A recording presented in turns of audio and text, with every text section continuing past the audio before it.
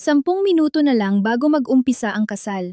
Pinilit ako ng biyenan ko na isauli ang 1.5 milyong pisong pondo ng kasal para ipambili ng bahay ng kapatid ng asawa ko. Walang imik na nakatayo lang ang lalaking pakakasalan ko sana. Pinirmahan ko ang papel, ibinigay ang pera, at pagkatapos ay umakyat ako sa entablado para magbitiw ng isang pahayag na nagpabagsak sa buong pamilya nila. Ako nga pala si Maria Bianca Santos. Kung hindi nangyari ang trahedyang iyon noong tanghaling iyon, siguro ay naging misis na ako ni Juan Miguel Reyes sa ilalim ng palakpakan ng higit 300 bisita sa gitna ng isang marangyang grand ballroom ng isang sikat na hotel sa BGC, Taguig. Naisip ko noon na ang paglakad sa altar ang magiging pinakamasayang sandali ng buhay ko. Ngunit iyon pala ang magiging lugar kung saan ko makikita ang tunay na kulay ng lalaking minahal ko sa loob ng 3 taon at ng pamilyang inakala kong ituturing akong tunay na kadugo. Nakaupo ako sa bridal suite sa harap ng isang malaking salamin na napapalibutan ng maiilaw na bombilya. Sa liwanag ng salamin, mas lalong naging matingkad ang pamumutla ng mukha ko sa kabila ng makapal na makeup. Mapula ang aking labi, perpekto ang pagkakaguhit sa aking mga mata, pero hindi nito na itago ang matinding kaba at pag-aalala sa kailaliman ng aking paningin. Ang suot kong wedding gown, na ipinasadya pa sa isang kilalang designer, ay hapit na hapit sa aking katawan. Sa tuwing hihinga ako, pakiramdam ko ay may nakadagan sa aking dibdib. Noong isukat ko ito, ang sabi nila ay mukha raw akong prinsesa. Pero ngayong suot ko na ito sa araw mismo ng kasal ko, pakiramdam ko ay isa lamang akong manika na nakatali sa sinulid maganda, ngunit sakal na sakal. Mula sa labas ng bulwagan, umaabot sa loob ang boses ng host na nagtetest ng mikropono. Ang malambing na musika, ang tawanan ng mga bisita, ang kalansing ng mga baso at kubyertos lahat ay naghalo-halo sa isang masayang ingay na nakakahilo. Samantala, ang 2 kamay kong nakapatong sa aking hita ay kanina pa nanlalamig. Hindi ko maintindihan kung bakit simula pa kaninang umaga ay may kakaiba na akong kutob. Para bang may nagbabadyang maitim na ulap sa likod ng isang maaraw na kalangitan. Si Chloe, ang aking matalik na kaibigan at maid of honor, ay nakayuko sa likuran ko at inaayos ang mahabang laylayan ng aking gown. Siya lang ang tanging nakakaalam ng lahat ng maliliit na hinanakit at pagtitiis ko habang inihahanda ang kasal na ito. Inangat ni Chloe ang kanyang paningin at tiningnan ako sa salamin. Nakakunot ang noo. Bianca, namumutla ka masyado. Masama ba pakiramdam mo? Pinilit kong ngumiti. Kabalang siguro to. Sino ba namang hindi kinakabahan sa kasal niya? Ngumuso si Chloe. Bago pa siya makapagsalita, may magkakasunod na malalakas na katok sa pinto. Sumilip ang wedding coordinator namin. Ma'am Bianca, 10 minutes na lang po. Mag-uumpisa na tayo. Nakaredy na po ang side ng groom. Tumango ako. Lalong bumilis ang tibok ng puso ko. 10 minuto na lang. 10 minuto na lang at ihahatid na ako ni Papa sa altar. Ibibigay ang kamay ko kay Miguel at formal na papasok sa buhay mag-asawa na pinaglaanan ko ng aking kabataan. Pero bago pa man tuluyang sumara ang pinto, muli itong itinulak ng malakas. Sa pagkakataong ito, hindi ang coordinator at lalong hindi ang nanay ko ang pumasok. Siya ay si Ginang Teresita Reyes, ang ina ni Miguel. Ang babaeng sa loob ng ilang minuto ay tatawagin ko sanang biyenan. Suot niya ang isang eleganteng maroon na Filipiniana gown, may perlas na kwintas sa leeg, nakapusod ang buhok, at may hawak na isang lumang itim na leather na pouch. Dapat sana ay masaya siya ngayon, nakangiti gaya ng isang ina na ikakasal ang panganay na anak. Pero ang mukha niya ay nanigas. Ang kanyang maliliit at matatalim na mata ay nagpalipat-lipat sa akin at kay Chloe, na tila ba may presensya ng isang tagalabas na hindi dapat makarinig ng pag-uusapan. Pumasok si Ginang Tessie. Isinara ang pinto ng pagkalakas-lakas at nilock ito. Nagulat ako. Tita Tessie, ano pong problema? Malapit na po tayong magsimula. Agad na tumayo ng tuwid si Chloe, bakas ang paghihinala sa boses. Tita, bakit po kayo naglock ng pinto? Kung may problema po, pwede ba nating pag-usapan pagkatapos ng seremonya? Hindi pinansin ni Ginang Tessie si Chloe. Naglakad siya ng diretso sa harap ko. Mahigpit na nakakuyom ang mga kamay sa hawak niyang pouch hanggang sa mamuti ang kanyang mga buko. Yumuko siya palapit sa akin. Mahina ang boses ngunit ang bawat salita ay parang patalim na humihiwa sa pandinig ko. Bianca, Huwag muna nating ituloy ang kasal. Bago ka lumabas dyan, ibalik mo muna sa akin ang 1.5 milyong pisong ibinigay namin noong pamamanhikan. Akala ko mali ang narinig ko. Sa unang ilang segundo, nablangko ang isip ko. Tiningnan ko siya. Pagkatapos ay ang sarili ko sa salamin. Ang pulang lipstick sa labi ko ay biglang naging nakakatawang tingnan sa sitwasyong ito. Po, ano pong sabi niyo? Nagngit-ngit ang mga ngipin ni Ginang Tessie. Sabi ko ibalik mo ang 1.5 milyon, yung perang ibinigay ng pamilya namin noong pamamanhikan, bilang paunang regalo. Kailangan na kailangan yun ng pamilya ngayon. Nanlaki ang mga mata ni Chloe. Nagbibiro po ba kayo? 10 minutes na lang magmamarka na. Ang pera na yun, tapos nang ibigay. Alam yun ng parehong pamilya. Bakit nyo kino-corner ang bride para singilin ng pera ngayon? Lumingon ng matalim si Ginang Tessie kay Chloe. Problema ito ng pamilya ko. Huwag kang makialam. Ipinatong ko ang mga kamay ko sa vanity table para pigilan ang panginginig ng katawan ko. Ang 1.5 milyong pisong iyon ay hindi lang basta display. Noong nag-uusap ang mga pamilya namin, sinabi ng pamilya ni Miguel na hindi sila ganoon kayaman pero gusto nilang magbigay ng malaking halaga bilang bigay kaya o pamana para hindi sila mapahiya sa mga kamag-anak nila. Mahal ako ng mga magulang ko. At naaawa rin sila sa mabait na imahe ni Miguel, kaya pagkatapos tanggapin ang pera, sinabi ng nanay ko na ibabalik din nila iyon sa amin bilang startup fund ng aming mag-asawa para may pondo kami. Sa madaling salita, ang perang iyon ay itinatago lang ng mga magulang ko para sa akin at hindi para bawiin ng pamilya Reyes kung kailan man nila gusto. Pinilit kong kalmahin ang boses ko. Tita Tessie, ang perang yon ay inihanda na ni na Papa at Mama para maging panimula namin ni Miguel. At saka, bakit ngayon niyo po ito kinakausap sa akin? Gaano ba ito kaimportante para pasukin niyo ang bridal suite bago ang kasal para lang maningil? Humarang pa ng isang hakbang si Ginang Tessie, ang matapang na amoy ng pabango niya ay pumasok sa ilong ko. Tumawag si Kevin sa akin. Yung bahay na pinag-down paymentan niya sa isang subdivision sa Antipolo, kung hindi mababayaran ngayong hapon ang balanse, ibebenta ng may-ari sa iba. Alam mo naman na malapit na rin silang ikasal ni Mai. Tutal may kondo na kayong mag-asawa. Anong masama kung tulungan niyo ang kapatid niya? Pagkarinig ko noon, unti-unting nanlamig ang buong pagkatao ko.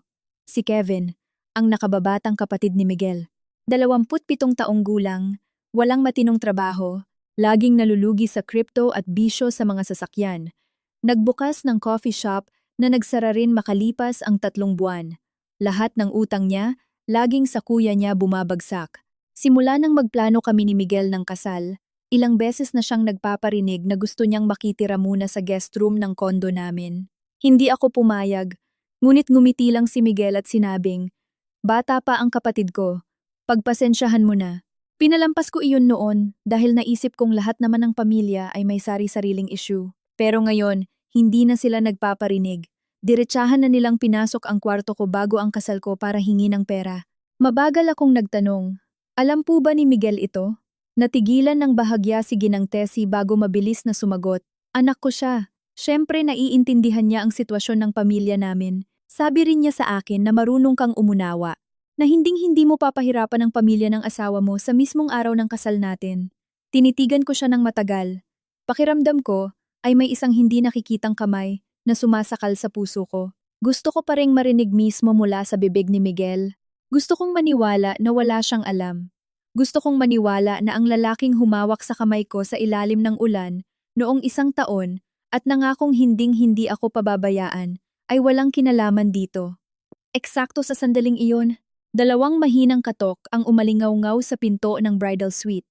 Bianca, pwede ba akong pumasok? Boses ni Miguel. Bago pa ako makasagot, binuksan na ni Ginang Tessie ang lock ng pinto. Pumasok si Miguel, suot ang kanyang malinis at plansadong barong Tagalog, maayos ang buhok. Tiningnan niya ako at pagkatapos ay ang kanyang ina. Mabilis niyang iniwas ang kanyang paningin. Sa isang pag-iwas na iyon, nagsimulang gumuho ang lahat ng natitirang pag-asa ko. Tumayo ako, ang makapal na gown ko ay kumaskas sa sahig. Lumikha ng isang tuyong tunog. Miguel, sinasabi ng mama mo na ibalik ko raw ang 1.5 milyon na pondo natin para makabili ng bahay si Kevin. Alam mo ba to? Nanahimik siya. Ang katahimikang iyon ay hindi umabot ng 3 segundo. Pero para sa akin, parang inabot iyon ng habambuhay. Inulit ko ang tanong ko. Nanginginig ang bawat salita. Alam mo ba? Kinamot ni Miguel ang kanyang labi at inayos ang kwelyo ng barong niya kahit hindi naman ito gulo. Bianca, gipit na gipit talaga si Kevin ngayon. Ang laki na ng ginastos natin sa kasal na to. Nakikita mo naman, wala na tayong kulang. Ang perang yun, sa bandang huli, pera rin naman nating mag-asawa. Tulungan lang muna natin ang kapatid ko ngayon, babawi ako sa'yo balang araw. Tiningnan ko siya, at biglang naramdaman kong ang lalaking nasa harap ko ay naging isang nakakatakot na estranghero. Babawi? Ano ang ipapambawi niya? Ang sweldo niyang 3 kapat, 3-4, ay laging napupunta sa nanay niya buwan-buwan? O ang mga pangako niya, gaya ng sinabi niya noon na hinding-hindi niya hahayaang makialam ang nanay niya sa kondo natin. Medyo namutla ang mukha ni Miguel. Agad na sumingit si Ginang Tessie. Babae ka, kung ganyan kang magbilang ng bawat sentimo, paano ka tatagal sa pamilya ng asawa mo? Sinasabi ko sa'yo, kung hindi mo ibibigay ang perang yan ngayon, huwag na nating ituloy ang kasal na to. Sa labas, daan-daang tao ang naghihintay. Gusto kong makita kung kaya mong ipahiya ang dalawang pamilya. Ang huling pangungusap niya ay bumagsak na parang isang malakas na sampal. Doon ko na-realize na planado nila ang lahat ng ito. Pinili nila ang tamang sandali na suot ko ang aking wedding gown, na puno na ng bisita ang ballroom, at na ipinagmamalaki na ako ni na papa at mama sa lahat. Akala nila hindi ako lalaban. Akala nila ang isang bride na ilang minuto na lang ay lalakad na sa altar. Dahil sa dangal, sa hiya, at sa takot sa sasabihin ng iba, ay yuyuko na lamang at lulunukin ang pang-iinsulto. Namula sa galit ang mga mata ni Chloe. Bianca, huwag mong ibigay. Kapag ibinigay mo yan ngayon, habang buhay ka nilang peperahin hanggang sa matuyo ka. Sumigaw si Ginang Tessie. Tumahimik ka dyan, hindi ikaw ang kinakausap ko. Nakakapagtaka. Sa sandaling iyon, akala ko ay iiyak ako. Naisisigaw ko kay Miguel kung bakit niya ginagawa ito sa akin. Pero walang luhang pumatak. Sa loob ko, naiwan lamang ang isang napakalamig at malinaw na katinuan. Tiningnan ko si Miguel. Gusto mo rin ba na ibigay ko? Yumuko siya. Mahina ang boses. Sige na, Bianca. Kahit para sa akin na lang, huwag na nating palalain. Mag-asawa na tayo bukas. Civilly wedded na kami noon pa. Ang pera mo ay pera ko rin. Ang pera ko ay pera mo rin. Ang pagtulong sa kapatid ko ay parang pagtulong na rin sa pamilya natin. Tumawa ako. Isang mahina at mapait na tawa. Pero mismong ako ay nakaramdam na mayroong tuluyang nabasag sa loob ko. Pamilya natin. Lumingon ako at tiningnan ang sarili ko sa salamin.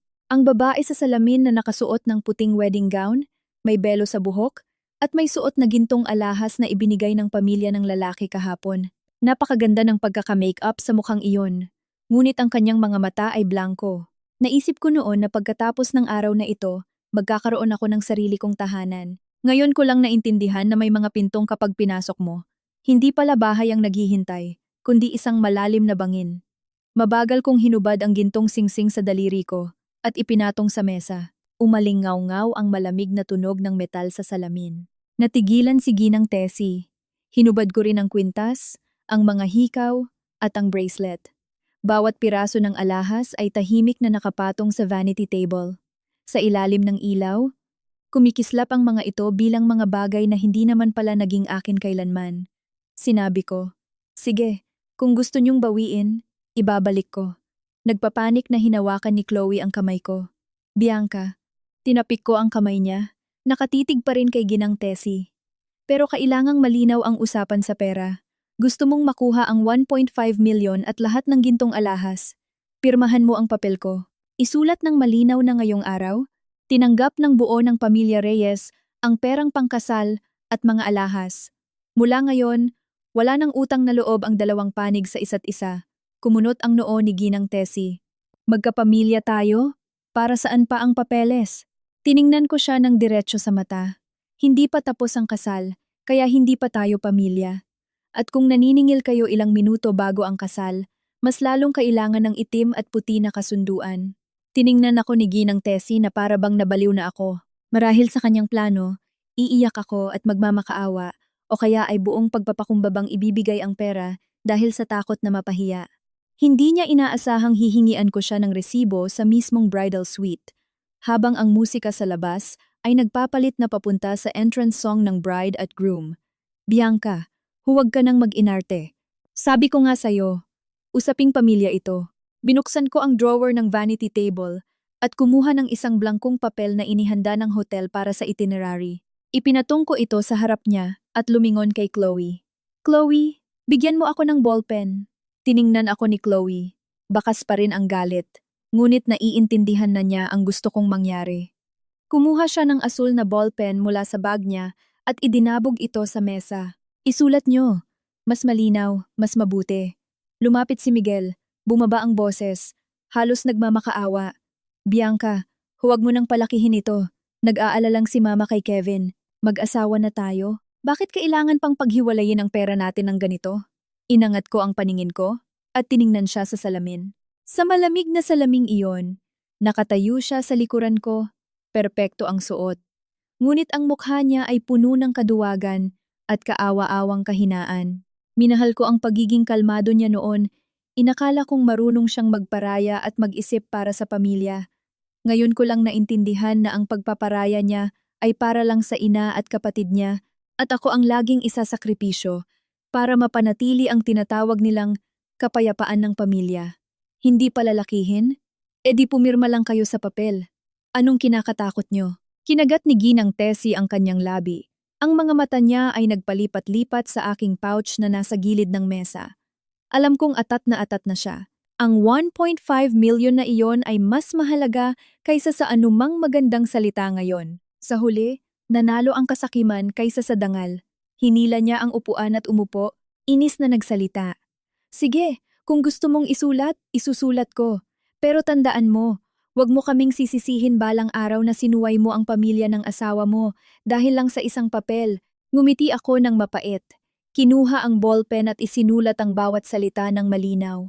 Ngayong araw, bago magsimula ang kasal, si Ginang Teresita Reyes, bilang kinatawan ng pamilya ng groom, ay tinatanggap ng buo ang halagang 1.5 milyong piso na pondo sa kasal at ang buong set ng mga gintong alahas na ibinigay sa bride na si Maria Bianca Santos. Mula sa pagpirma nito, ang dalawang panig ay itinuturing ng patas at wala nang kinalaman o reklamo tungkol sa pera at mga alahas na ito.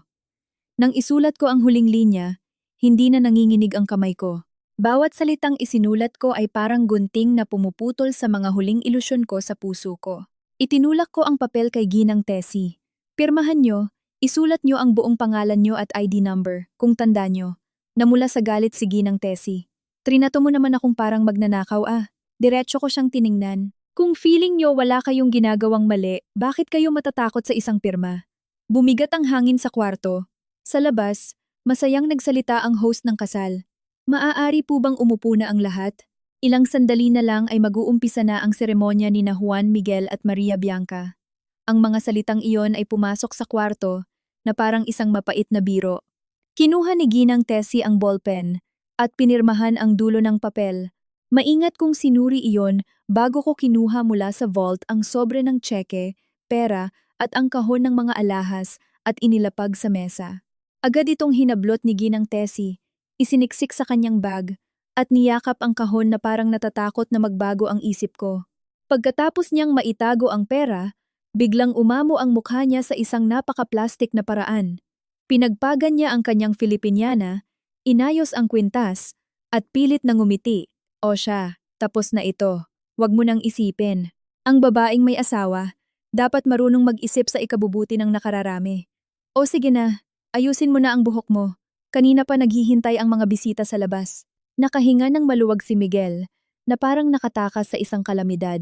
Lumapit siya para hawakan ang kamay ko. Bianca, alam kong nasaktan ka. Babawi ako sa'yo balang araw. Pwede na ba tayong lumabas para sa kasal? Tiningnan ko ang kamay niyang nakalahad.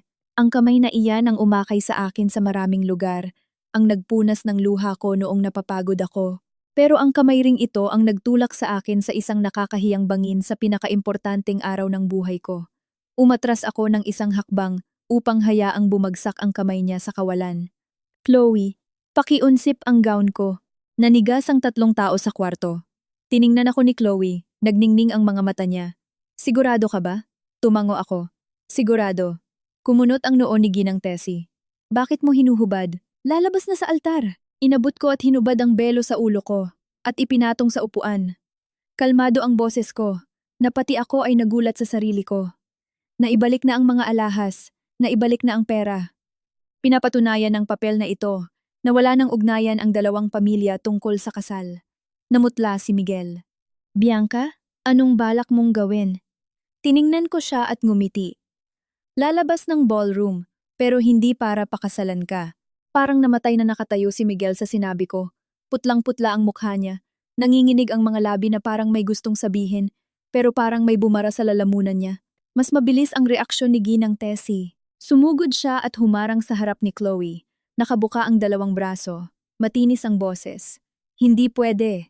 Sinong may sabing pwede mong hubarin ang gown mo? Bianca, huwag kang gumawa ng kalokohan. Punong-puno ng mga kamag-anak natin at mga boss ni Miguel sa labas. Gusto mo ba siyang patayin sa kahihiyan? Tiningnan ko siya at wala na akong naramdamang kahit anong respeto para sa kanya. Noong nilak niyo ang pinto at pinilit akong ibalik ang 1.5 milyon, naisip niyo ba na pinapatay niyo ako?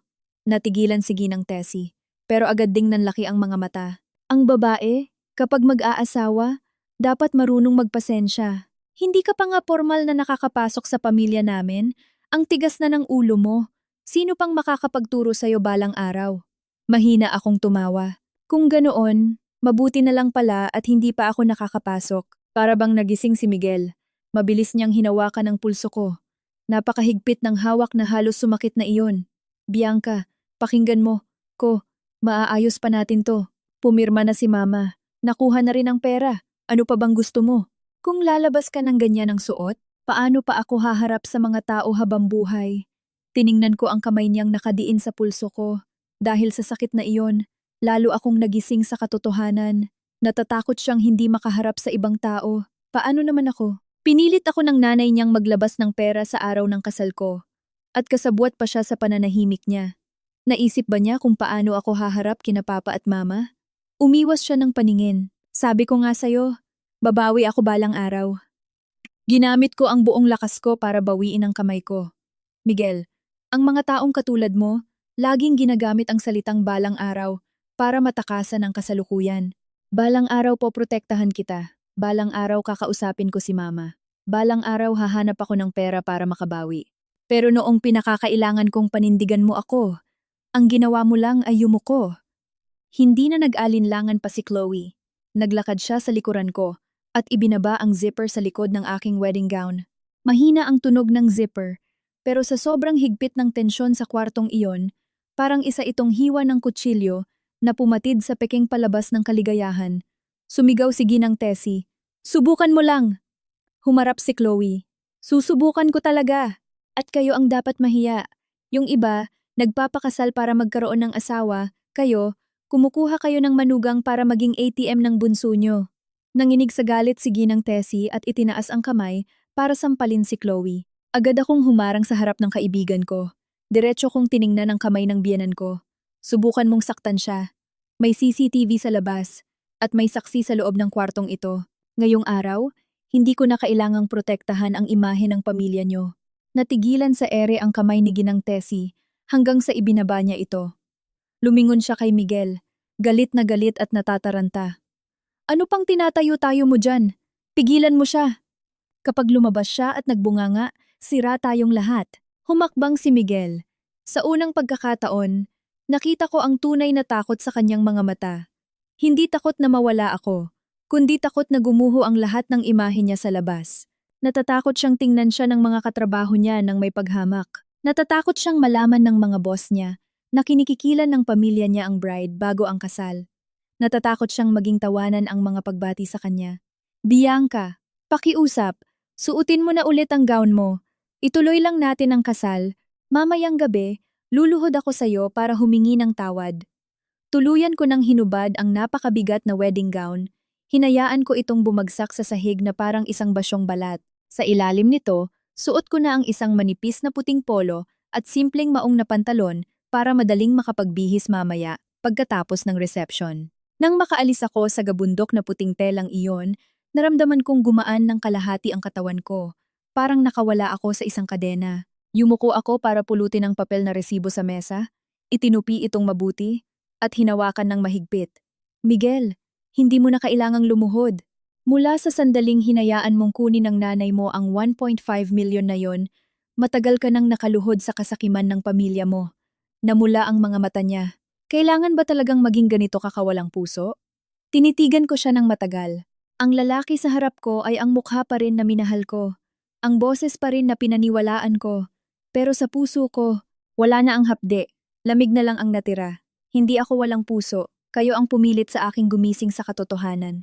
Sa labas, umalingaw-ngaw ang masiglang boses ng host. At ngayon, hinihiling ko po na ibaling ng lahat ang inyong atensyon sa main doors para salubungin ang ating bride at groom. Pumailan lang ang wedding march. Ang alon ng palakpakan ay tila humampas sa pintuan ng bridal suite. Nagmamadaling inayos ni Ginang Tessie ang kanyang Filipiniana at pilit na nagpakita ng pekeng ngiti.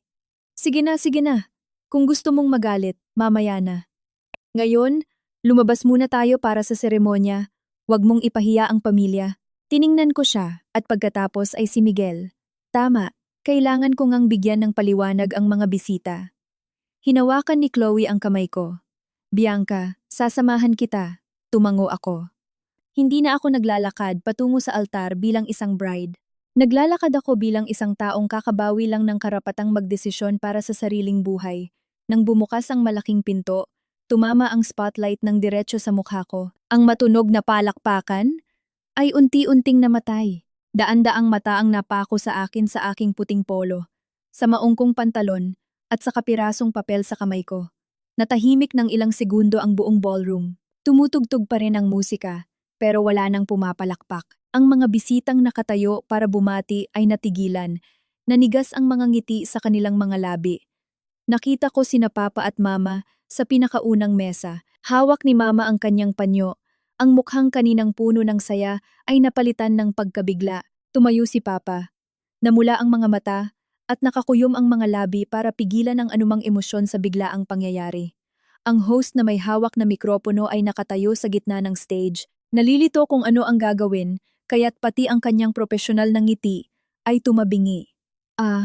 Mukhang may espesyal na entrance na inihanda ang ating bride. Naglakad ako ng diretso palapit sa kanya at inabot ang mikropono. Tiningnan niya ako, sumulyap sa likod ko, at napilitang ibigay iyon. Tumakbo si Miguel sa likod ko, namumutla. Nakalahad ang kamay na para bang aagawin iyon pabalik. Bianca, huwag mong gawin to. Bumaba na tayo. Nagmamakaawa ako. Umiwas ako sa kamay niya. Ang spotlight sa stage ay nagpasakit ng bahagya sa mga mata ko, pero hindi ako yumuko. Tiningnan ko ang daan-daang taong nakaupo sa ibaba. Nandoon ang mga kamag-anak ko, mga kamag-anak niya, mga katrabaho, mga kaibigan, pati na ang mga taong hindi ko kilala na umaasang makakita ng magandang kasal. Huminga ako ng malalim. Magandang gabi po sa inyong lahat, mga kamag-anak, at mga kaibigan ng dalawang pamilya. Una sa lahat, humihingi po ako ng paumanhin dahil kailangan ninyong masaksihan ang ganitong eksena sa isang araw na dapat sana ay puno ng kasiyahan. Nagsimula ang bulungan. Nakita ko si Ginang Tessie na nakatayo malapit sa hagdan ng stage. Ang mukha ay nagpapalit-palit ng putla at pula. Mahigpit na nakakuyom ang mga kamay sa kanyang pouch. Sunod-sunod ang pagkindat niya sa akin, bumubuka ang bibig na parang nag-uutos. Bumaba ka diyan. Tiningnan ko siya, saka ko itinaas ang papel na hawak ko, pero may isang bagay po na kung hindi ko lilinawin ngayon, baka habang buhay akong paratangan na mukhang pera, walang modo, at sumira sa sariling kasal. Nagngit-ngit ang ngipin ni Miguel at lumapit sa akin. Bianca, tama na. Kung magkano man ang gusto mo, sabihin mo lang. Gagawa ako ng paraan para makabawi. Huwag mo lang akong gawing katawa-tawa sa harap ng lahat. Humarap ako sa kanya. Mas lalong nanlamig ang puso ko sa narinig. Hanggang ngayon, pera pa rin ang tingin niyang problema. Iniisip pa rin niya na sa isang pangakong babawi, mabubura ang lahat ng kahihiyang ipinaranas nila sa akin. Ang nagpakatawa-tawa sa'yo ay hindi ako. Ikaw ang pumiling manahimik habang nilock ng nanay mo ang pinto ng bridal suite. At pinilit akong ibalik ang 1.5 million na pondo sa kasal, 10 minuto bago magsimula ang seremonya. Nagkagulo ang buong ballroom. Ilang tao ang tuluyang napatayo. Nagkatinginan ang mga tito at tita sa side ng lalaki. Namumutla. Hindi na nakatiis si Ginang Tessie. Sumigaw siya mula sa ibaba ng stage. Nagsisinungaling yan! Itinatabi ko lang ang pera ng mag-asawa. Na-stress lang ang batang yan kaya nagkakaganyan. Huwag kayong maniwala sa kanya. Hindi ako nakipagtalo. Binuklat ko ang papel at ipinakita sa mga bisita.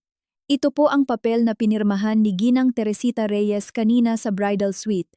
Nakasaad po dito ng malinaw. Tinatanggap niya ng buo ang 1.5 milyong piso na pondong pangkasal at ang lahat ng gintong alahas na ibinigay.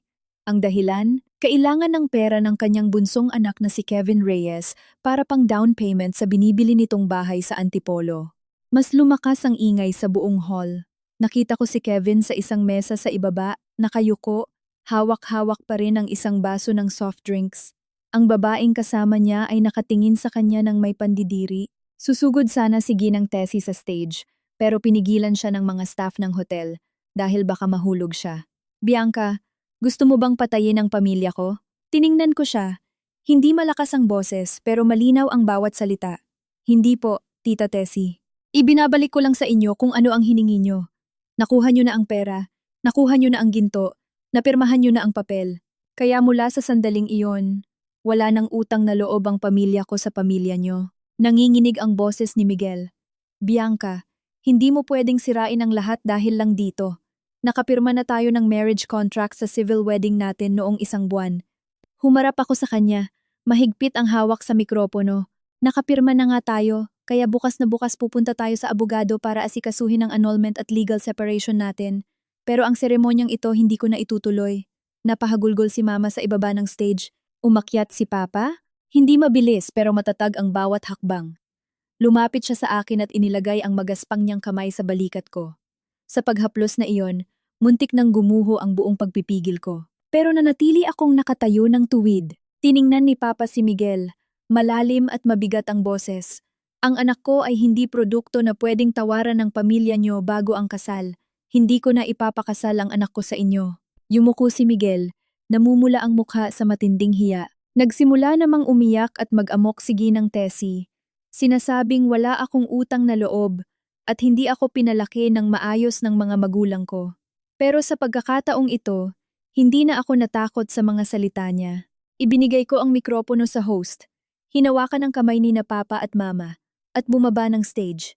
Sa likuran ko ay naroon ang ingay ng mga silyang na itulak, bulungan ng mga bisita, pag-iyak ni Ginang Tessie, at ang pagtawag ni Miguel sa pangalan ko na puno ng desperasyon. Hindi ako lumingon. Naiwan ang wedding gown sa bridal suite at lumabas ako ng hotel nang napakagaan ng mga paa, tila nakawala mula sa isang gintong hawla na napapalibutan ng kasinungalingan. Paglabas namin ng hotel sa BGC, matindi ang sikat ng araw na tumatama sa mga sementadong kalsada. Rinig ko pa rin mula sa likuran ang ingay, ang tawagan ng mga tao, ang iyak ng biyenan ko, at ang nanginginig na boses ni Miguel na tinatawag ang pangalan ko. Subalit ang lahat ng tunog na iyon ay dahan-dahang nawala nang sumara ang automatic glass doors. Nasa kaliwa ko si Papa, sa kanan naman si Mama. Tahimik na sumunod sa likod si Chloe. Walang nagsasalita. Akala ko napakatapang ko na, pero nang makapasok ako sa sasakyan at makita kong nanginginig na inilabas ni Mama ang panyo niya, biglang bumuhos ang mga luha ko. Niyakap ako ni Mama, basag ang boses. Okay lang yan, anak. Kung ayaw mong magpakasal, huwag na. Nandito pa kami ni Papa mo. Huwag kang matakot. Ibinaon ko ang ulo ko sa balikat ni Mama. Ang pamilyar na amoy ng white flower liniment sa damit niya ang nagpasikip sa dibdib ko. Nalaman kong ang pinaka-nakapagpapalungkot pala sa akin ay hindi ang pagkawala ni Miguel, kundi ang hayaang mapahiya sina Papa at Mama sa araw na dapat ay pinakamasaya sila. Nakaupo sa harap si Papa. Tuwid na tuwid ang likod. Mahigpit na nakahawak sa manibela. Hindi siya umiiyak, pero nakita kong basang-basa na ng pawis ang likod ng kanyang polo. Pag-uwi namin sa bahay, pagkapasok sa pinto, itinapon ko ang heels ko sa isang tabi. Nasasakal na ako sa makeup ko. Hinila ako ni Chloe sa banyo at gamit ang cotton pad at micellar water, unti-unti niyang binura ang mga kolorete sa mukha ko. Sa salamin, nakita kong namumutla ako. Mapupula ang mga mata, at ang mga labing walang lipstick ay mukhang sa may sakit. Habang nagpupunas, nagngingit-ngit ang ngipin ni Chloe. Wala na talagang hiya ang pamilyang yon.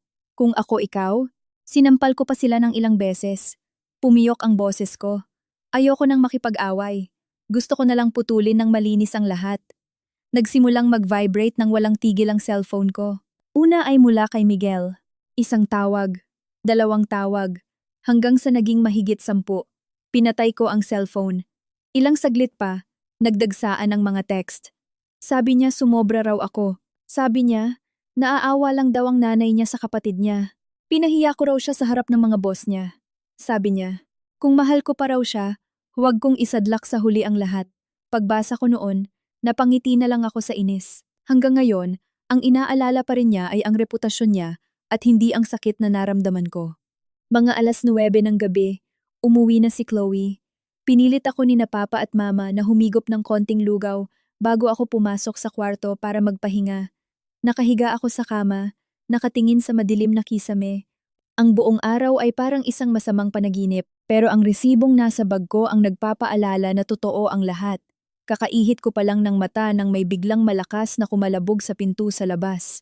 Bianca, buksan mo to, boses ni Miguel. Nagulantang si Mama at lumabas. Hinarangan agad ni Papa ang pinto. Malamig ang boses. Gabi na, anong ginagawa mo pa rito? Nakatayo si Miguel sa labas ng gate. Basag ang boses. Gusto kong makita si Bianca, Papa. Kakausapin ko lang po siya kahit isang beses lang. Nagsuot ako ng jacket at lumabas. Sa pagsilip ko, nakita kong suot pa rin niya ang barong niya kaninang umaga, pero magulo na ang buhok at bagsak ang mga balikat niya. Pero ang mas nakapagpataas ng balahibo ko ay nang makita ko sa likuran niya si Ginang Tessie. Nakahalukip-kip siya, magang-maga ang mukha kakaiyak, pero ang mga mata ay parang patalim pa rin. Binuksan ko ang pinto pero inihawi ko lang ng kaunti. Ano pang gusto mong sabihin? Tiningnan ako ni Miguel na parang isang nalulunod na nakakita ng salbabida. Bianca, pumirma na tayo ng marriage contract sa civil wedding natin. Hindi mo pwedeng sabihin na tapos na. Oo, nagkamali ang mama ko ngayon. Nagkamali rin ako. Pero hindi laro ang kasal. Agad na sumingit si Ginang Tessie. Puno ng panunumbat ang boses. Tama yun. Asawa ka na ni Miguel. Kung may problema sa kasal, sinasarado ang pinto at pinag-uusapan. Sa ginawa mong iskandalo kanina, para mo na ring tinapakan ang mukha ng pamilya ng asawa mo. Tiningnan ko siya at ngumiti ng malamig. Pamilya ng asawa? Kakukuha niyo lang ng 1.5 million kanina ah. Kayo mismo ang pumirma na wala na tayong koneksyon tungkol sa perang yon. Bakit ang bilis niyo namang tawagin akong manugang ngayon? Nabulunan si Ginang Tessie.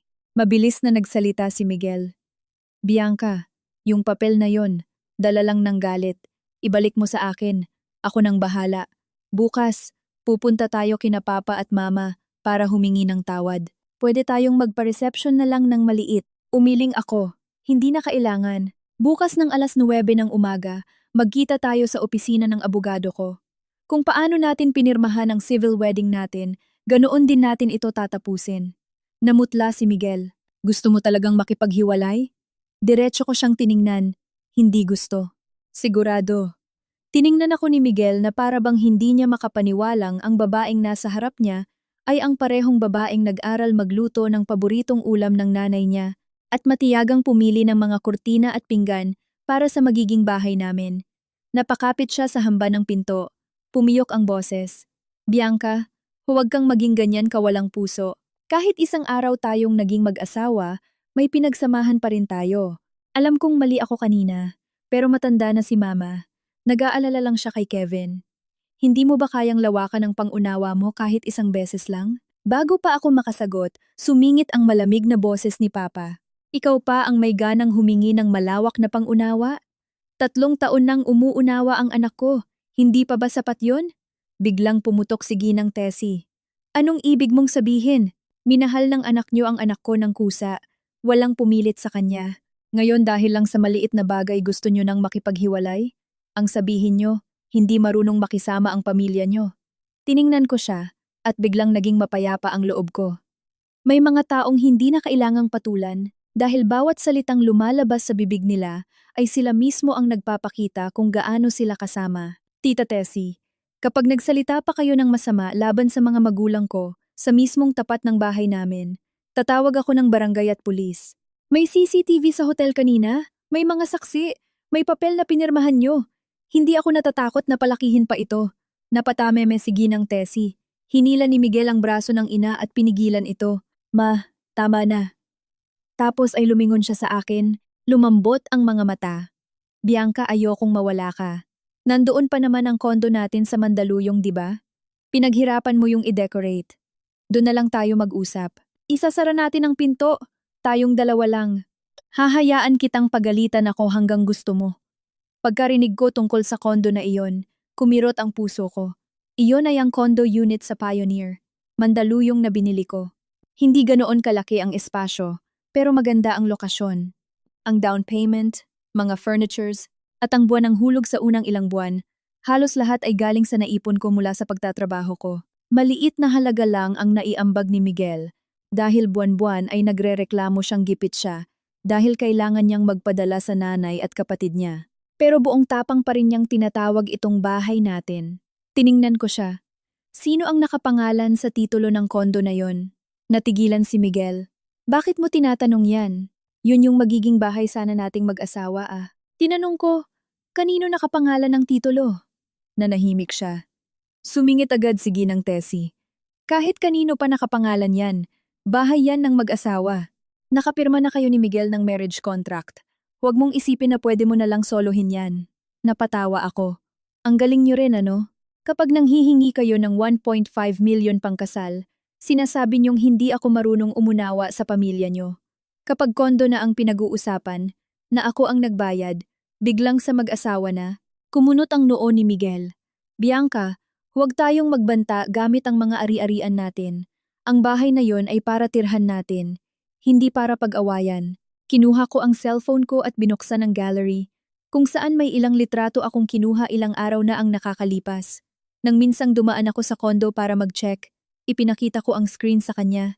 Ang unang picture ay ang guest room na puno ng mga sapatos, gaming consoles, mga kahon ng alak, at mga maruming damit na nakakalat. Ang pangalawang picture ay ang dining table na may mga maruruming plato, balat ng instant noodles, at upos ng sigarilyo. Ang pangatlong picture ay isang bungkus ng susi na nakapatong sa tabi ng bag ni Ginang Tessie. Namutla si Miguel. Kailan ka pumunta roon? Madi, pinandilatan ko siya ng mata. Bahay ko yun. Kailangan ko pa bang magpaalam sa'yo kung kailan ako pupunta? Nang makita ni Ginang Tessie ang pictures, nilakasan niya ang boses niya para pagtakpan ang pagkakamali. Nakitira lang sandali si Kevin dahil may mga gamit siyang naiwan. Bakit ka nagagalit? Malaki naman yung bahay. Anong masama kung tumira saglit ang kapatid ng asawa mo? Tumango ako. Malamig ang boses. Ah, kaya pala. Yung susi ng kondo na ibinigay ko kay Miguel, napunta rin pala sa inyo. Yung guest room na ginawa kong home office, naging tambakan ng gamit ni Kevin. At yung kama nating pinasadya ko pa, siguro sinubukan nyo na ring higaan, no? Mabilis na sumagot si Miguel. Wala namang ganoon. Nagstay lang si Kevin ng ilang araw para mag-games at dumaan lang si Mama para tingnan ang bahay natin. Ang pangit mo magsinungaling. Miguel, binuksan ko ang banking app ko at ipinakita sa kanya ang transaction history ko. Mula noong binili ang condo, ako ang nagbabayad ng buwanang hulog na 18,000 pesos. Ako rin ang bumili ng sofa, refrigerator, washing machine, curtains, at dining table. Magkano ang naiambag mo? Samantalang tuwing sasapit ang sahod, ang pera mo diretsyong padala sa mama mo, tapos binibigyan mo pa si Kevin, namula siya. Panganay ako, kailangan kong asikasuhin sina mama at Kevin. Tama, kaya sige, asikasuhin mo sila. Pero wag mong gamitin ang bahay ko para gawin iyon. Tinawagan ko ang real estate broker ko, si Ate Lani. Pagkasagot na pagkasagot niya, ni-loudspeaker ko. Ate Lani, yung unit ko sa Pioneer sa Mandaluyong, pwede po bang i-post nyo na agad for sale? Kahit medyo mababa sa market price, basta maibenta lang agad. Bukas ng umaga pupunta ako para palitan lahat ng door locks. Paki-contact po ako ng locksmith. Susugod sana si Miguel para agawin ang phone ko. Nabaliw ka na ba? Bahay natin yon. Umatras ako. Agad na humarang si Papa sa harap ko. Tiningnan ko si Miguel lampas sa balikat ni Papa at nagsalita ng malinaw. Hindi, bahay ko yon. Ang tinatawag mong bahay natin ay namatay na noong hinayaan mong pilitin ako ng nanay mo na ibalik ang 1.5 million sa bridal suite pa lang. Parang naging estatwa si Miguel sa harap ng bahay namin. Tiningnan niya ako na parang sinampal siya sa mukha. Nagsimulang magwala si Ginang Tessie sa likuran niya. Umalingaw-ngaw ang matinis niyang boses sa buong kalsada. Ibinebenta mo ang bahay. Asawa ka na ni Miguel. May parte rin siya dyan. Huwag mong isiping dahil nakapangalan sa'yo pwede mo nang gawin lahat ng gusto mo. Ngumiti ako ng mapait. Sige, magkaso kayo kung gusto nyo. Nasa akin ang titulo, bank statements, resibo ng binayaran ko. At kung mag-iingay pa kayo sa harap ng bahay namin ngayong madaling araw, ipapatawag ko na sa gwardya ang mga barangay tanod at pulis. Hindi na nagsalita ng marami si Papa. Tinulak niya ang pinto para isara. Napakapit si Miguel sa hamba ng pinto. Taranta ang mga mata. Bianca, bigyan mo ako kahit ngayong gabi lang. Kakausapin ko uli si Mama. Papalayasin ko si Kevin sa kondo. Huwag lang nating ibenta ang bahay, please. Pangarap natin yun Tiningnan ko siya. Sumikip ang lalamunan ko kahit isang segundo lang. Tama. Pangarap ko ang kondo na iyon. Nagpuyat ako hanggang 2:00 ng madaling araw kakaisip sa kulay ng kurtina, kakabilang ng mga saksakan, at kakapili ng ilaw sa dining. Akala ko, sapat na ang isang maliit na bahay, isang mabait na asawa, at isang mainit na hapunan gabi-gabi para maging payapa ang buhay ko. Pero ang pangarap na iyon ay niyurakan ng pamilya niya gamit ang mga basyo ng lata ng beer, upos ng sigarilyo, pagkopya ng susi, at walang hanggang kasakiman. Miguel, may mga bagay na kapag nadumihan na, hindi na kailangang linisin. Mas malinis kung itatapon na lang. Isinara ko ang pinto. Sa labas, naririnig ko pa rin ang mga mura at sumpa ni Ginang Tessie bago unti-unting lumayo ang mga yabag nila. Halos hindi ako nakatulog ng gabing iyon. Nakaupo ako sa kama, inilapag ko sa tabi ko ang katibayan o resibo ng pera at tiningnan uli ang mga pictures ng kondo. Habang tumatagal ang pagtingin ko, lalong nanlalamig ang loob ko. Ayoko nang umiyak. Gusto ko na lang mag-umaga agad para malinis ko ang lahat ng bakas ng pamilya Reyes sa buhay ko. 7:00 ng umaga, tinawagan ko si Chloe. Pagkasagot niya, agad niyang sinabing, "Nasa baba na ako ng bahay niyo." Napatawa ako. Sa unang pagkakataon matapos ang nakakapagod na maghapon, may mga pagkakaibigan talaga na hindi na kailangan ng maraming salita. Kung kailan ka babagsak, nandoon na sila. Gusto sanang sumama ni na Papa at Mama, pero hindi ko na pinayagan. Alam kong magiging mainit ang tensyon ngayon. Ayokong makakita na naman si Mama ng nakakahiyang eksena. Dinala ko lang ang titulo ng bahay, kontrata, bank statements, at ang resibong pinirmahan ni Ginang Tessie, at siniguradong full charge ang cellphone ko. Nang makarating kami ni Chloe sa Pioneer, naghihintay na si Ate Lani kasama ang 2 locksmith at isang admin staff ng building. Paglabas namin ng elevator sa 12th floor, rinig ko agad ang malakas na tunog ng Mobile Legends mula sa unit ko. Hindi nakalock ang pinto mula sa loob. May nagkalat na malalaking panlalaking tsinelas sa labas at isang supot ng basura na nangangamoy panis. Gamit ang susi ko, binuksan ko ang pinto. Pagbukas pa lang, sumalubong na sa akin ang amoy ng sigarilyo, panis na ulam, at lumang beer na muntik ko ng isuka. Ang sala na dati nilinis ko ng mabuti bago ang kasal, ngayon ay nagkalat ang mga styrofoam ng take-out, lata ng soft drinks, balat ng chichirya, at maruming medyas. Sa beige na sofa na ipinasadya ko pa, nakahiga si Kevin. Nakakrus ang binti habang naglalaro ng ML, may nakaipit na hindi pa nasisindihang sigarilyo sa bibig. Si Ginang Tessie naman ay nakaupo sa dining table, prenteng binubuksan ang mamahaling bird's nest soup na binili ko sana para kay Mama pagkatapos ng kasal. Nang makita nila akong pumasok, natigilan sandali si Ginang Tessie bago agad na kumunot ang noo. "Anong ginagawa mo rito?" Inilibot ko ang paningin ko sa buong bahay. Sa maliit na altar na inihanda ko para lagyan sana ng bulaklak sa unang araw namin dito, ngayon ay puro resibo at pakete ng sigarilyo. Sa kusina, panis na ang kanin sa rice cooker. Nakabukas ang pinto ng master bedroom, nagulo ang bedsheet ng aming kama, at may mga maiikling buhok na hindi sa akin sa unan. Kumuyom ang mga kamay ko hanggang sa bumaon ang kuko ko sa palad ko. Napabangon si Kevin, nakakunot ang noo. "Oh, Ate Bianca, ang aga-aga, may dala ka pang mga tao. Hindi pa ba sapat yung panggugulo mo kahapon?" Tiningnan ko siya. "Huwag mo akong tawaging ate. Nandidiri ako." Hinampas ni Ginang Tessie ang kutsara sa lamesa. "Ganyan ka ba makipag-usap sa bayaw mo?" Inilabas ko ang titulo ng kondo mula sa bag ko at inilapag sa glass table. Ang kondo na ito ay nakapangalan kay Maria Bianca Santos. Mula sa sandaling ito, sino mang walang karapatang tumira rito ay kailangang umalis. Tumawa ng nakakaloko si Kevin. "Bahay mo man to, bahay rin to ng Kuya Miguel ko.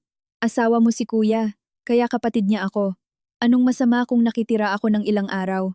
Lumingon ako sa admin staff. Kuya, saksi po kayo. Pinaalis ko na ang mga taong ito sa kondo na pagmamay-ari ko. Kung hindi sila aalis, ipapatawag ko ang mga security guards at pulis dahil sa trespassing. Mabilis na tumayo si Ginang Tessie. Pulang-pula ang mukha. Sinong tinatakot mo? Akala mo ba porket may papel ka mapapalayas mo na kaming mag-ina? Bahay ito ng anak ko. Mamatay na ako pero hindi ako aalis dito. Tumango ako at inilabas ang cellphone ko para mag-dial. Kung ganoon, sa pulis na lang tayo mag-usap. Bago pa ako makatawag, susugod sana si Ginang Tessie para agawin ang phone ko. Mas mabilis si Chloe, hinila niya ako patalikod, habang ang admin staff naman ay humarang sa gitna. Ma'am, nakapangalan po kay Ma'am Bianca ang unit na ito.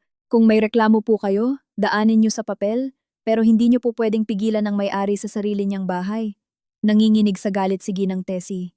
Anong may-ari? Pinakasalan na niya ang anak ko. Kaya ang ari-arian niya ay sa anak ko na rin. Huwag kayong makinig sa panig niya lang. Binuksan ko ang folder.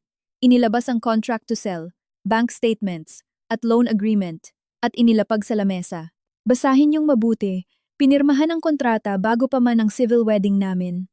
Ang down payment, hulog, at interior, galing lahat sa bank account ko. Kung ipinipilit niyo pa ring bahay ito ng anak niyo, tawagin niyo si Miguel at dalhin niya ang mga resibo na magpapatunay na nag-ambag siya. Medyo namutla si Kevin pero pilit pa rin siyang tumawa.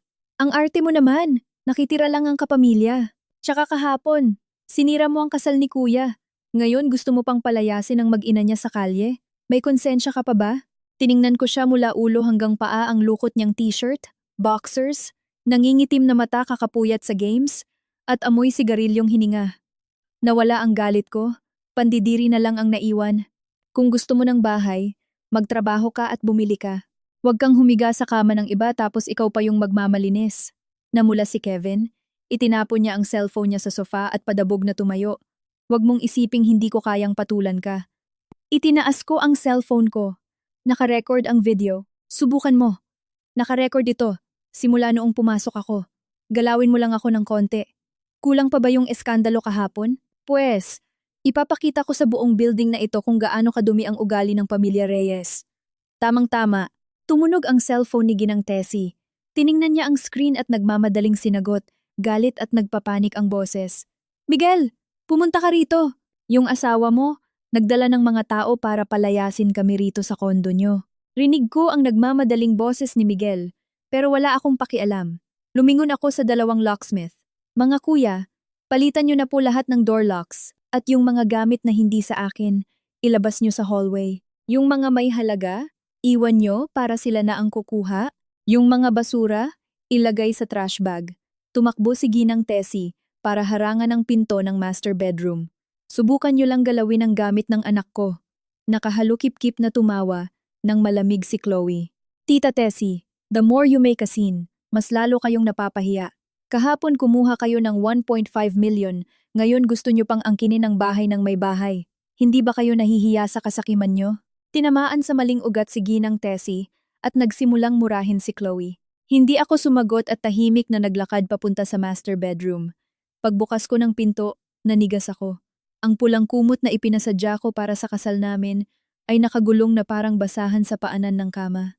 Sa side table, may kalahating lata ng beer at ashtray na puno ng upos. Sa loob ng cabinet, itinulak ang mga bagong damit ko sa isang tabi para magbigay puwang sa mga jacket ni Kevin. Nanikip ang sikmura ko sa pandidiri. Iyon pala, kahit hindi ko sila makasama sa isang bubong kahit isang araw, nagawa na nilang dumihan ang lugar na itinuring kong pugad namin. Lumingon ako sa mga kasama ko. Malamig ang boses na pati ako hindi ko makilala. Ilabas nyo lahat ng gamit nila sa hallway. Yung bedsheet, kumot, unan, at carpet sa sala, itapon nyo. Hindi na ako gagamit ng kahit anong bagay na hinawakan nila. Sumigaw si Ginang Tessie. Ang sama-sama ng ugali mo. Sinusumpa mo ang pamilya namin ng ganyan, hindi ka rin tatahimik. Tiningnan ko siya. Hindi ako nanunumpa. Nagtatapon lang ako ng basura. Makalipas ang 20 minuto, dumating si Miguel na hinihingal. Magulo ang damit niya, at hiyang-hiya nang makita niyang nakikiusyoso ang mga kapitbahay sa hallway. Nang makita siya ng nanay niya, tumakbo ito at umiyak. Miguel, tingnan mo, Tinatrato niya tayong parang basura. Pinalayas niya kami ng kapatid mo. Tiningnan ni Miguel ang mga gamit nilang nasa hallway, tapos tiningnan niya ako. Bianca, kailangan mo ba talagang umabot sa ganito? Itinaas ko ang titulo ng kondo. Oo, dahil kung hindi ko gagawin to, iisipin niyo na ang pananahimik ko ay lisensya niyo para tapak-tapakan ang buhay ko. Napalunok siya. Sa likod, may ibinubulong na mura si Kevin, pero nang makita niya akong nagvi-video ulit, tumahimik ito. Sa huli, pinulot ni Miguel ang mga bagahe nila. Basag ang boses. Ma, Kevin, tara na. Nag-inarte si Ginang Tessie at naupo sa sahig umiiyak, pero walang pumansin sa kanya. Tumawag pa ang admin ng dagdag na gwardya. Sa ilalim ng tingin ng mga kapitbahay, umalis din ang pamilya Reyes na mukhang mga basang sisiw. Pagkasara ng pinto, narinig ko ang pag-click ng bagong door lock. Ang tunog na iyon ay parang nagsara hindi lang ng isang bahay, kundi ng 3 taon kong katangahan. Muling naging tahimik ang kondo, pero ang amoy ng sigarilyo at panis na ulam ay nanatili pa rin sa hangin na parang putik na hindi nakikita. Nakatayo ako sa gitna ng sala, tinitingnan ang beige na sofa na nabahiran ng soft drinks, ang mabalahibong carpet na inapakan, at ang mga nakabukas na cabinet sa kusina. Kumirot ang puso ko.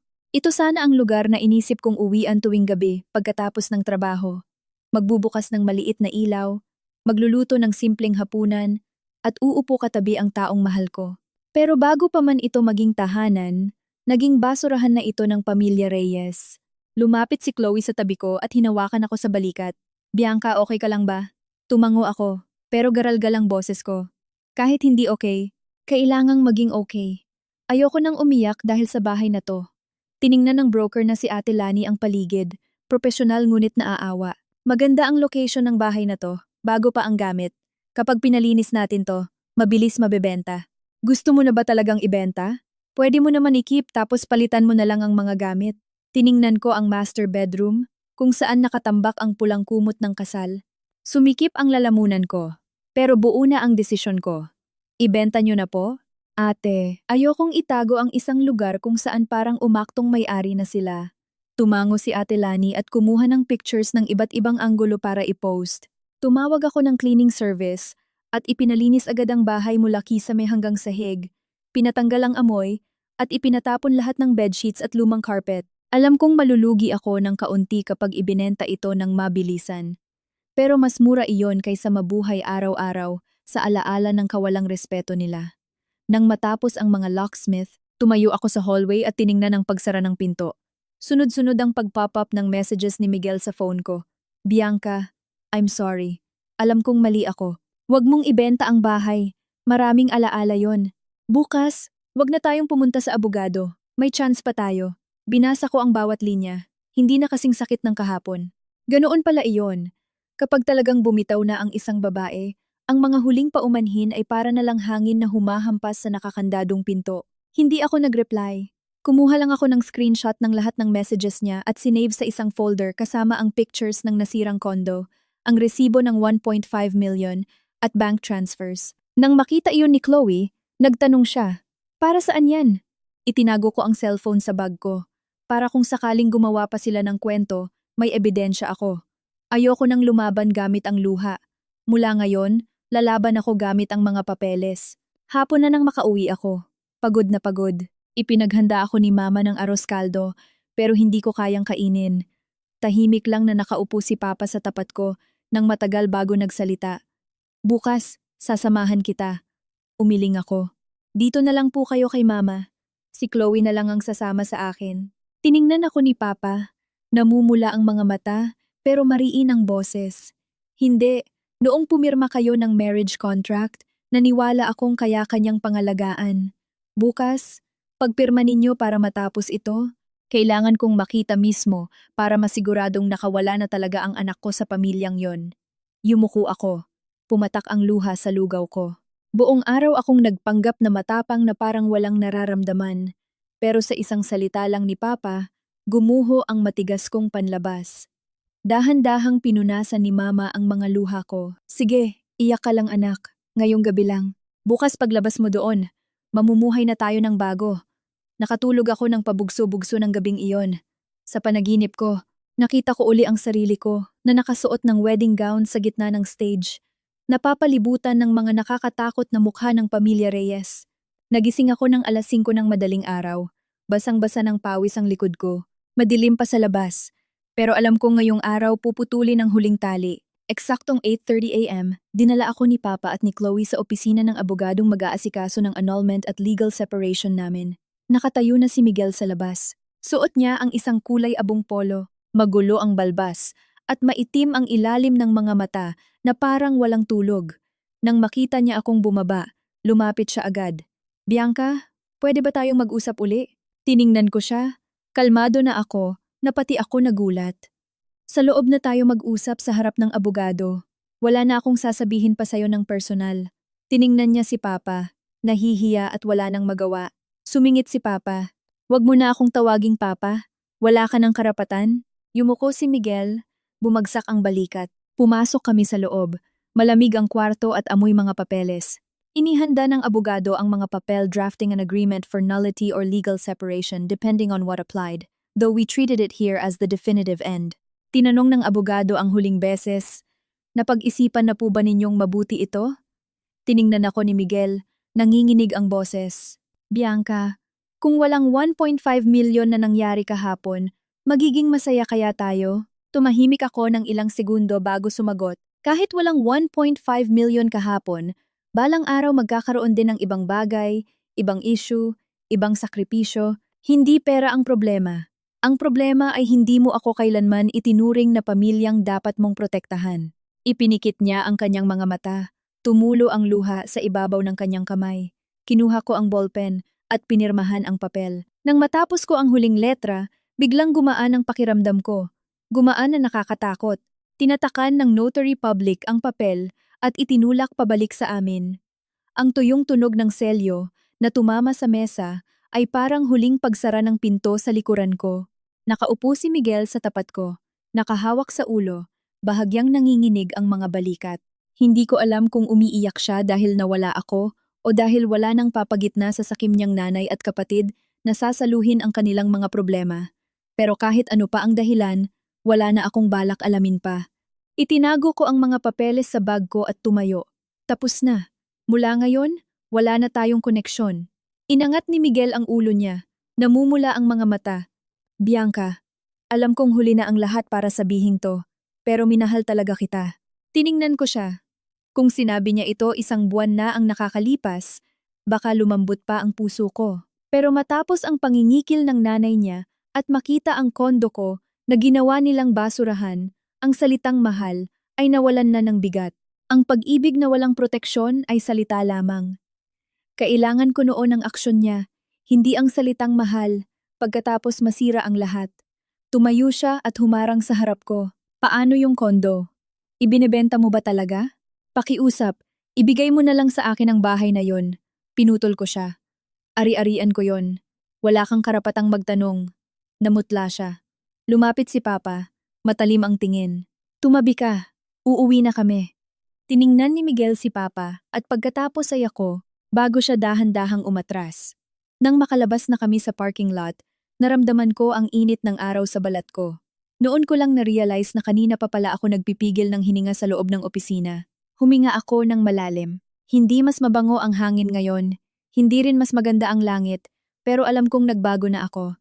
Hindi na ako ang bride na nakakulong sa bridal suite. Pagpasok ko sa sasakyan, nag-vibrate ang cellphone ko. Si Ate Lani. Bianca?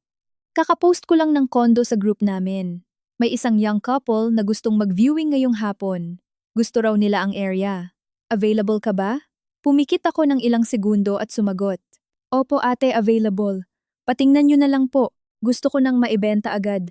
Malinis naman ang titulo. Bumuntong hininga si Papa. Sigurado ka na ba? Hindi ka magsisisi? Tiningnan ko ang mga kamay niya sa manibela. Magaspang ang mga kamay na iyon sa dami ng taong pagtatrabaho niya. Iyon ang mga kamay na nag-ipon para mabigyan ako ng proteksyon. Muntik ko nang ibigay ang buhay ko sa isang pamilyang ang tingin sa sakripisyo ng iba ay isang obligasyon. Nangihinayang po ako sa effort na ibinigay ko para sa bahay na yon, pero hindi po ako magsisisi na ibenta yon. Lumingon si Mama. Pahinga na tayo sa bahay. Saka na natin pag-isipan ng iba. Tumango ako. Pero alam kong wala nang dapat hintayin. Para makaalis sa putikan, kailangan mong hilahin ang paa mo bago ka patuluyang lumubog. Kinahapunan, bumalik kami ni Chloe sa kondo para tagpuin ang mga bibili. Muntik nang matapos ang paglilinis, nawala na ang amoy sigarilyo, kumikintab ang sahig at naka-laundry na ang mga kurtina.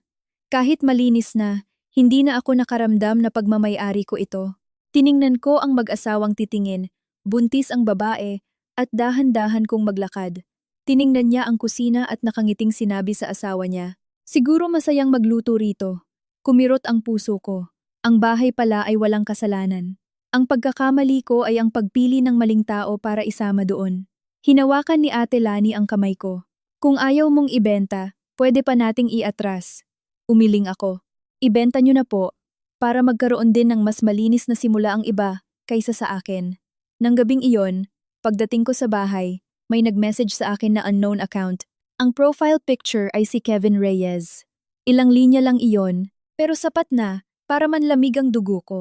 "Akala mo tapos na tayo porket nakipaghiwalay ka? Pinahiya mo si mama, sinira mo ang image ni kuya, tapos ibebenta mo pa ang bahay, at hindi ka man lang magbabahagi ng pera sa pamilya namin. Hintayin mo, hindi kita titigilan." Tiningnan ko ang text ng ilang segundo bago kalmadong nag-screenshot.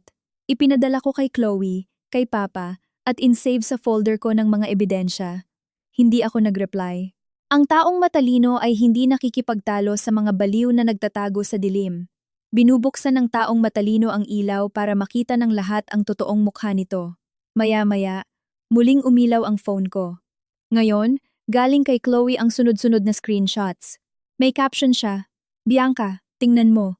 Nagsisimula na silang maglaro ng madumi." Binuksan ko, at nanlamig agad ang puso ko. Sa isang Facebook group ng barangay at sa ibang social media accounts, nag-post si Kevin ng mahabang kwento, sinasabing isa raw akong mukhang perang babae na nangingikil sa araw ng kasal, at nang hindi pinagbigyan, sinira ko raw ang seremonya. Gawa-gawa rin niya na gumastos ng malaki ang pamilya nila, at nagreklamo pa ako kaya ginawa ko silang katawa-tawa sa harap ng bisita. Sa ilalim ng post, may comment pa galing kay Ginang Tessie na sinasabing wala raw akong modo at pinalayas ko pa ang biyenan ko sa daan nang wala man lang awa. Nanggigil ang mga kamay ko sa cellphone. Ganoon pala, kapag ang tao walang hiya, kahit nahuli na, kaya pa rin nilang baliktarin ang katotohanan. Pero hindi na ako nanginginig sa galit gaya ng dati. Natatawa na lang ako dahil akala pa rin ng pamilya Reyes na ako ang dating Bianca na mananahimik lang dahil natatakot sa tsismis. Tiningnan ni Papa ang cellphone ko. Kumunot ang noo niya. At naluha si Mama. Bakit may mga taong napakasama ng bibig? Sila na nga ang nanggipit, sila pa ang maninisi. Kinuha ko ang cellphone ko. Inaasahan ko na, mabuti na lang at may naipon akong ebidensya. Tumawag si Chloe, sasabog na sa galit. "I-post na natin yung ebidensya. Hayaan mong buong Pilipinas ang humusga sa kanila." Tumahimik ako. Hindi pa lahat. Ayokong gawing teleserye ang buhay ko. Pero kung ipagpapatuloy nila, sapat na itong ilalabas ko para manahimik sila. Ang ilalabas ko ay ang litrato ng resibong pinirmahan ni Ginang Tessie, ang pictures ng maruming kondo, at ang text ni Kevin. "May recording ka?" Gulat na tanong ni Chloe. Tiningnan ko ang bag ko. Noong pilitin ako ni Ginang Tessie, naka-record pala ang phone ko nang maramdaman kong nilock niya ang pinto. Gumawa ako ng maikling post sa Facebook, walang mura, walang pag-iyak. Sinulat ko lang ng malinaw na kinansela ang kasal dahil 10 minuto bago ang seremonya. Humingi pabalik ng 1.5 million na pondo ang nanay ng groom para sa bahay ng bunsong kapatid, kasama sa post ang ebidensya ng resibo. Ang kondo, na binili bago ikasal mula sa sarili kong pera, at na sino mang magpapakalat ng chismis ay idedemanda ko ng cyber libel. Bago ko i-post, tinawagan ko si Miguel. Sumagot agad siya, pagod ang boses. "Sabihin mo sa nanay at kapatid mong i-delete ang lahat ng fake news nila sa loob ng 1 oras. Kapag hindi, ipopost ko ang recording, ang resibo, at ang pananakot ni Kevin sa akin. Hindi lang mga kamag-anak ang makakakita, kundi mga boss mo sa opisina nyo." Natahimik sa kabilang linya. "Bianca, kailangan mo bang maging ganito kawalang puso?" Tumawa ako. "Mali ka. Masyado nga akong mabait kasi binigyan ko pa kayo ng 1 oras at binaba ko ang telepono. Wala pang 20 minuto. Nabura ang lahat ng paninira nila. Pero alam kong hindi pa tapos. Kinabukasan sa opisina, tumawag ang receptionist mula sa lobby. Ma'am Bianca, may matandang babae po rito na nagsasabing, biyenan niyo daw siya. Nagwawala po siya rito at tatawagin daw ang buong kumpanya kung hindi kayo bababa. Kinuha ko ang cellphone ko at bumaba. Sa lobby ng BPO building namin, nandoon si Ginang Tessie. Suot ang damit kahapon, magulo ang buhok. Umiiyak siya sa harap ng mga katrabaho ko. Nagrereklamo na masama daw akong manugang na pinalayas siya sa bahay at itinakbo ang pera ng anak niya. Nang makita niya ako, sumugod siya. Bianca, pinahiya mo ang anak ko, tapos ngayon gusto mong solohin ang pera ng kondo? Hindi na ako nahiya o natakot. Binuksan ko ang cellphone ko at iniplay ang recording nang malakas sa gitna ng lobby. Rinig na rinig ang boses niya. Bago ka lumabas diyan, ibalik mo muna sa akin ang 1.5 million. Nagbago ang kulay ng mukha ni Ginang Tessie. Pinatay ko ang recording at inilabas ang picture ng resibo niya. Kung gusto mong mag-usap dito, dito tayo. Kayo ang naningil ng pera, kayo ang pumirma ng resibo, at ang kondo ay sarili kong pera, ang pambili bago ang kasal. Kapag hindi pa kayo tumigil sa panggugulo, ipapapulis ko na kayo. Natahimik siya bago tuluyang napaupo sa sahig, umiiyak at nagpapadyak. Diyos ko, napakahirap ng buhay. Naaawa lang ako sa bunso ko na walang bahay. Bakit ganyan kasama ang ugali mo, Bianca? Tiningnan ko siya. Wala nang awa. Kung mahal nyo ang bunso nyo, sarili nyong pera ang gamitin nyo. Huwag nyong gamitin ang perang galing sa mga magulang ko. At huwag nyong nakawin ang buhay ko. Ipinalabas siya ng security guard habang nagmumura siya. Kinahapunan, tumawag si Ate Lani at sinabing may nag-down payment na sa kondo. Mag-asawang bata na nagustuhan ang linis ng papeles ko. Nang gabi ring iyon, tumawag si Miguel. Hindi ko sana sasagutin, pero para na ring marinig ko kung ano na naman ang idadahilan niya. Bianca, pumunta ba talaga si Mama sa opisina mo? Pasensya na, hindi ko siya makontrol. Wala ka namang nakontrol kailanman, sagot ko. Pumiyok ang boses niya. May problema kay Kevin. Yung kondo na binibili niya, hindi niya nabayaran ang balanse kaya mavo-void ang contract. Kukunin ng may-ari ang down payment na kinuha ni Mama sa'yo. Mababaliw na si Mama. Pwede bang pautangin mo ako ng kahit 100,000 lang? Pangako, babayaran ko. Napatawa na ako ng malakas. Hiningi nila ang 1.5 million sa araw ng kasal ko para i-down sa bahay ni Kevin. Tapos ngayon hihingi siya sa akin ng pera pang salba? Miguel, ang galing nyo rin. Nakuha nyo na ang gusto nyo. Kayong gumawa ng hukay, kayo ang lumabas diyan. Wala na akong kinalaman sa pamilya nyo. Pinatay ko at blinok ko na siya.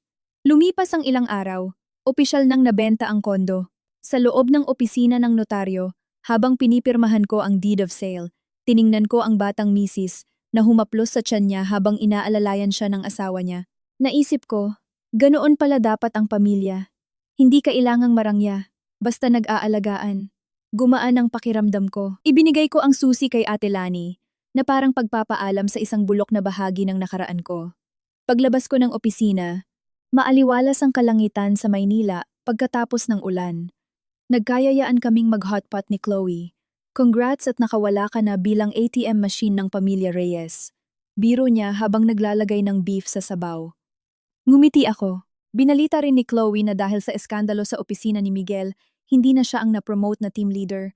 Na-i-forfeit din daw ang down payment ni Kevin sa Antipolo. At lubog sa utang si Ginang Tessie dahil nanghiram siya sa mga 5,006 loan sharks para subukang bawiin ito, ngunit huli na. At ang nobya ni Kevin? Nakipaghiwalay din matapos marinig ang katotohanan sa nangyari sa akin. Naramdaman ko na mabilis palang dumating ang karma. Hindi dahil pinarusahan sila ng langit, kundi dahil ang kasakiman nila ang mismong sumira sa kanila. Isang gabi, pumasok si Mama sa kwarto ko at inabot ang isang passbook. Anak, pera namin ito ni Papa mo. Kung gusto mong bumili ng bagong bahay, idagdag mo to. Ibinalik ko ang passbook. Namumuo ang luha. Huwag na po, Ma. Sobra-sobra na po yung binigay nyo. Niyakap ako ni Mama. At sa gabing iyon, natulog ako ng walang dalang bigat sa dibdib. Pagkalipas ng isang buwan, lumipat ako sa isang mas maliit na kondo. Mas malayo sa syudad, pero mas tahimik. Hindi marangya, pero akin. Walang may hawak na susi kundi ako lang. Ako mismo ang nag-ayos ng mga kurtina at naglagay ng mga halaman sa balcony. Pag upo ko para magkape isang umaga, tinawagan ko si Mama. Malungkot ba? Anak? Tanong niya. Hindi po, ma. Ngayon ko lang naintindihan na ang bahay, hindi kailangang malaki, basta't walang taong nakakatakot uwian. Sapat na iyon. Isang araw, nakita ko si Miguel sa kabilang kalsada. Nangayayat siya, suot ang lumang polo na niregalo ko sa kanya dati. Tiningnan namin ang isa't isa, ngunit tumango lang ako. Walang galit, walang sakit. Nang mag-green light, nagpatuloy ako sa paglalakad. Ang buhay ay dapat ipagpatuloy. Ang kapayapaan ay hindi nagmumula sa marriage contract, sa ginto, o sa malaking kasal. Nagmumula ito sa kakayahan mong sabihing, hindi, sa tapang mong umalis, at sa katinuan mong makita kung saan ka hindi nirerespeto. Sana ang kwentong ito ay magsilbing aral. Kapag ang isang tao ay hindi kayang panindigan at protektahan ang asawa laban sa pamilya, ang pag-alis ay hindi pagkatalo, kundi isang paraan ng pagliligtas sa sarili. Maging matapang tayo na piliin ang sarili natin, itaas ang ating dangal, at tandaan na ang tunay na kaligayahan ay nagsisimula sa tunay na respeto.